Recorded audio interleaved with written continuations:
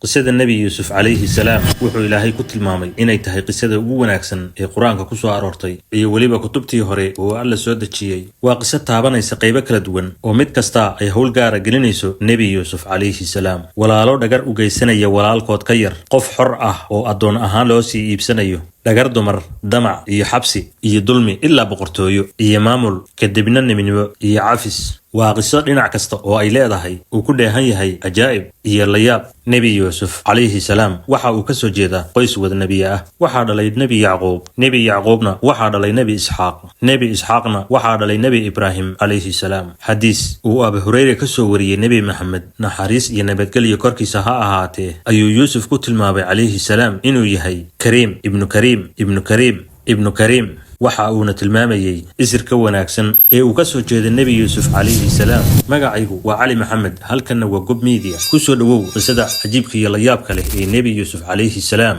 Intaynaan u gelin ka sheekaynta qisada Nabi Yusuf, ku soo biir janaalka oo subscribe saar, bogga Facebookana follow dheh si aad ula socoto qisooyinka ambiyada. magaca Nabi Yusuf 27 jeer ayaa Quraanka lagu sheegay. 25 jeer oo kamida waxaa lagu sheegay suuradda magaciisa wadata ee suuratul Yusuf. si faahfaahsan ayayna suuradani uga warantay Nabi Yusuf alayhi salaam. qisada Nabi Yusuf bilow ilaa dhamaad. qisadu waxay ku bilaabanaysaa Nabi Yusuf oo ku arkay riyo 11 meerayaal, qorraxda iyo dayaxa oo u sujuudsan. Nabi Yusuf waxa uu uga warramay riyadiisii aabihii Nabi Yacquub alayhi salaam. Nabi Yacquub wuxuu gartay inuu wiilkiisa leeyahay tilmaan nabi, sidoo kalena la ixtiraami doono. markaasi ayuu ku yiri, wiilkaygow ha uga warramin riyadaada walaalaha. wuxuuna dareemayay walaalihiis inay xasti doonaan, shaydaankuna uu ku diri karo. Ibn Kathir ayaa yiri maruu fasiraya riyada Nabi Yusuf, 11 xidigood waa 11kii wiil ee la dhashay. qorraxda iyo dayaxuna waa hooyadii iyo aabihii Nabi Yacquub alayhi salaam. waxa uu dareemay karaamada goonida ah ee ka soo bixi doonta wiilkiisa. markaasi ayuu ku yiri, Alle ayaa ku dooran doona, waxa uu ku bari doona sida loo fasiro riyooyinka, wuxuuna ku dhameystiri doona nimcooyinkiisa sida uu ugu dhameystiray aabaha iyo labadaadii awoowe ee Isxaaq iyo Ibrahim alayhi salaam. Nabi Yacquub wixii intaasi ka dambeeyay si gooni ah ayuu isha ugu hayn jiray Nabi Yusuf alayhi salaam. maxaba gooni ahna waa uu u qabay Nabi Yusuf iyo walaalkii Benyamin. waxa Nabi Yacquub u dhashay xaaskiisii oo aadka u jeclaa ee Raahil. sidaasi ayuuna labada wiil oo ay u dhashay uga jeclaa wiilashiisa kale. si gooni ahna Yusuf alayhi salaam ayuu sii jeclaa wiilashii kale ee Nabi Yacquub ayaa u cadaawad u qaaday walaalkoodii Yusuf iyo walaalkii Benyamin, iyaga oo shaydaanku uu tusiyay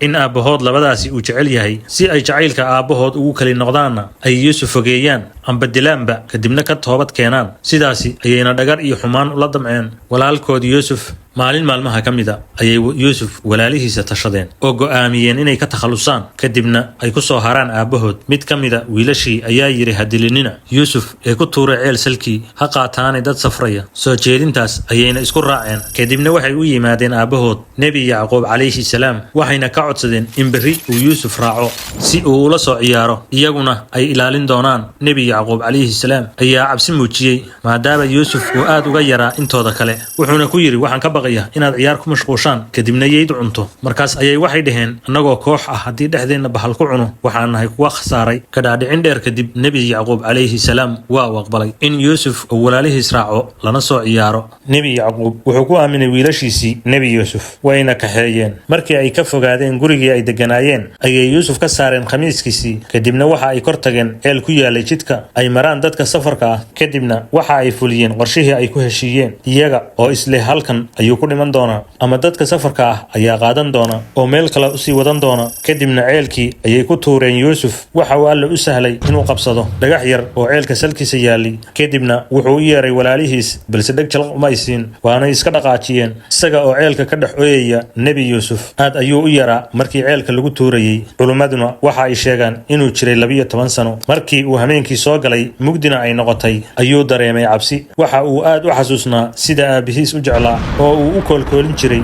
iyo sida ay walaalihiis inta ay ceel ku tuureen uga tageen iyagoo aan wax naxariis ah u muujinayn. markii ay dhagartii ay qorsheynayeen ku fuliyeen Yusuf alayhi salaam, Alle subxaanahu wa ta'ala ayaa u waxyooday nebi yuusuf wuxuuna u sheegay inuu badbaadin doono walaalihiisna uu isagu arrintan uga sheekayn doono maalin uun iyagoo aan dareensanayn markii dhagartii ay fuliyeen ayay soo qabteen neef ari ah kadibna inta bireeyeen ayay khamiiskii yuusuf mariyeen si ay uga dhigaan inuu dhiiggii yuusuf gaaray khamiiska xilli cisho ah ayay u yimaadeen aabahood iyaga oo ooyaya markaasi ayay aabahood ku yidhaahdeen yuusuf yay ayaa cuntay annaga oo ciyaar ku mashquulsan nebi yacquub oo fahansan dhagarta ay ku sameeyeen wiilkiisii ayaa ku yidhi xumaan ayay naftiinnu idin tustay waan dul qaadanayaa alle ayaana tala saaranayaa kadibna murugo ayaa u bilaabatay nebi yacquub calayhi salaam maadaama uu waayey wiilkiisii uu aadka u jeclaa niman safar ah oo u socda masar ayaa ceelkii ku soo leexday markii ay wadaantii ceelkii ku rideen ayuu nebi yuusuf wadaantii soo raacay markii uu bannaanka u soo baxay ayay farxeen kadibna ninkii ceelka ka soo saaray ayaa go'aansaday inuu wiilkan addoon ahaan u iibsado waxayna u kaxaysteen dhankaasi iyo masar nimankii safarka ahaa markii ay gaareen masar waxa ay yuusuf ka sii iibiyeen mid ka mida madaxdii masar wuxuuna geeyey gurigiisii isaga oo xaaskiisii ku yidhi wiilkan wanaaji oo ixtiraam waxaa laga yaabaa inuuna anface ama wiil aan ka dhiganno sidaasi ayuuna yuusuf ku galay mid ka mida madaxda masar gurigiisa nebi yuusuf calayhi salaam markii uu weynaaday waa uu qurux badnaaday waxaa damacday xaaskii ninkii madaxda ahaa ee uu gurigeeda joogay waxay xiratay albaabada guriga iyadoo isqurxisay si ay u soo jiidato kadibna dhankii yuusuf intay soo aaday ayay ku tiri kaalay oo waxa aan raba ii samee nebi yuusuf calayhi salaam ayaa ku yidhi alle ayaan xumaan ka magan galay kadibna waxa ay ku oraday isaga waa uu ka orday isaga oo isla albaabka ka bax balse khamiiskiisii uu xirnaa ayay si xoog ah ugu dhegtay waxayna ka jeexday dhabarka markuu iridda si xoog ah u furay ayay iridda waxay ku kulmeen ninkeedii oo iridda agteeda jooga haweenaydii ayaa inta is oohisay ninkeedii ku tiri maxaad ku abaalmarinaysaa cid xaaskaaga la doontay inay farax xumayso aan ahayn oo keliya in la xiro amba la marsiiyo ciqaab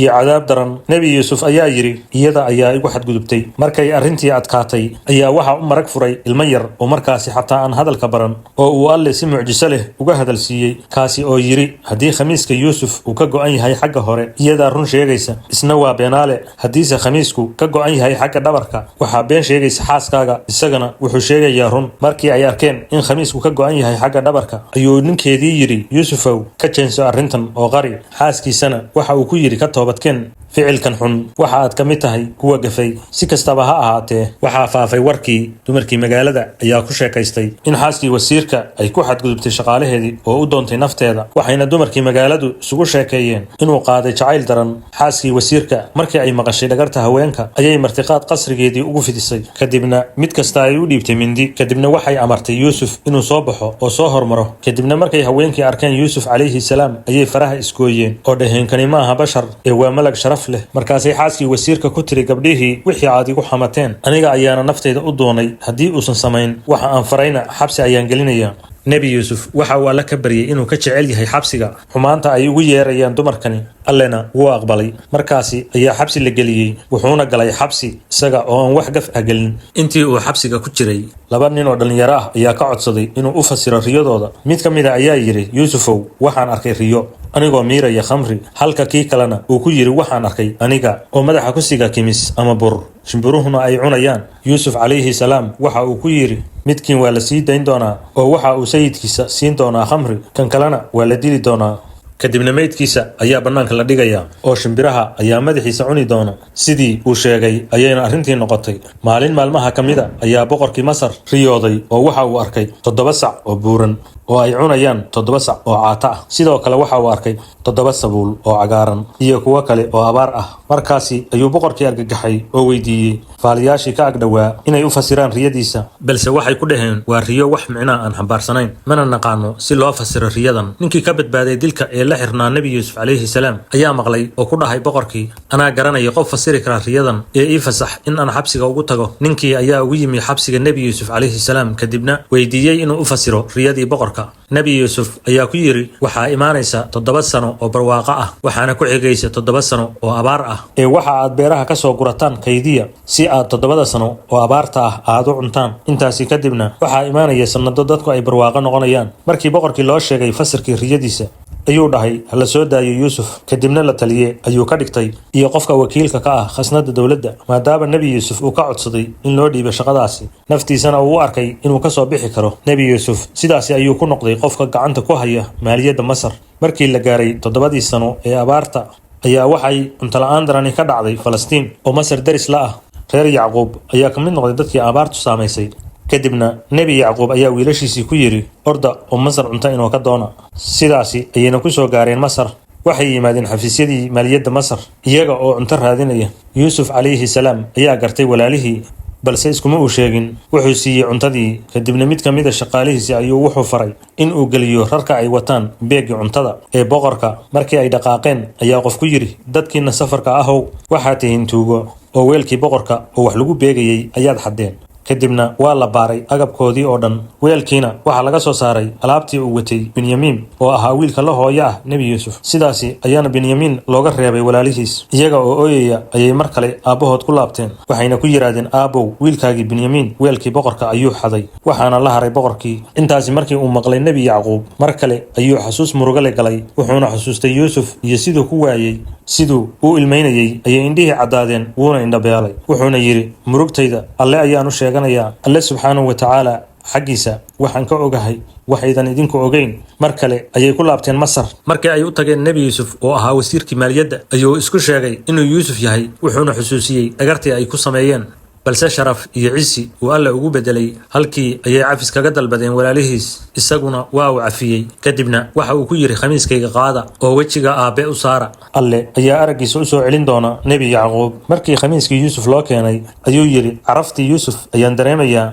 kadibna khamiiskii ayay indhaha u saareen. alle ayaana araggiisa u soo celiyey. kadibna nebi Yacquub calayhi salaam waxaa loo soo waday Masar oo ahayd halkii uu joogay wiilkiisii Yuusuf calayhi salaam. halkaasi ayuuna farxad kula midoobay wiilkiisii uu jeclaa nebi Yuusuf. muddo ayuu Masar ku noolaa isagoo oo cisi iyo sharaf leh, markastana dadka ugu yeera cibaadada alle iyo ka fogaanshaha shirkiga. kadibna waxa uu aaday Falastiin. halkaasi ayuuna ku geeriyooday. culimmada siiraduna waxa ay sheegaan in lagu aasay qabri ku dhow halka ay ku aasan yihiin aabihii iyo awowayaashii Isxaaq iyo Ibraahim calayhi salaam.